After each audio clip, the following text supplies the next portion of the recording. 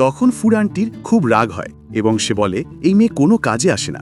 এরপর সে ফুর কাছে ফোন করে আর বলে, যদি তুমি চাও তোমার স্ত্রী বেঁচে থাকুক তাহলে এখানে টাকা নিয়ে আসো। তারপর সে কিছু ছেলেদের ডাকে আর বলে, ওর সাথে তোমরা যা কিছু করতে চাও করতে পারো। এরপর সে তাদের ভিডিও বানাতে শুরু করে। কিন্তু ঠিক সেই সময় ফু টাকা নিয়ে আসে। তখন ফু বলে, আপনি কি চান? আপনি যা কিছু চাবেন আমি সব কিছু আপনাকে দিয়ে দেব। তখন সে বলে, আমি শুধু তোমার জীবন চাই। এরপর তার লোকেরা তাকে মারার জন্য এগিয়ে যায়, কিন্তু ফু উল্টা তাদের মারধর করে। এরপর ফুর আন্টি চারুর গলায় ছুরি ধরে। সে তাকে হত্যা করতে চাচ্ছিল, কিন্তু ফু তার কাছে ভিক্ষা চেয়ে বলে, এটা করো না। তখন আন্টির লোকেরা তাকে অনেক মারধর করে।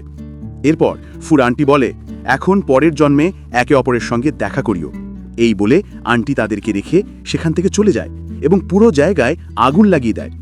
ফু তখন দ্রুত চারুর দড়ি খুলে তাকে রক্ষা করার চেষ্টা করে, কিন্তু সে অচেতন হয়ে পড়ে। চারু তখন এসব সহ্য করতে পারে না, তাই তার সব আভ্যন্তরীণ শক্তি ব্যবহার করে ফুকে বাঁচায়, কিন্তু নিজে অচেতন হয়ে যায়।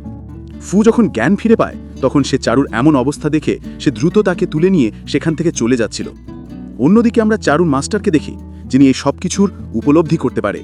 সে তখন দেখে ফু চারুকে নিয়ে যাচ্ছে, কিন্তু হঠাৎ করে তার আন্টির সামনে এসে দাঁড়ায় এবং বলে, আমি তোমাদের দুজনকেই মেরে ফেলব। এই বলেই সে তার শক্তি ব্যবহার করতে শুরু করে। তখন হঠাৎ করে সেখানে চারুর মাস্টার এসে পড়ে।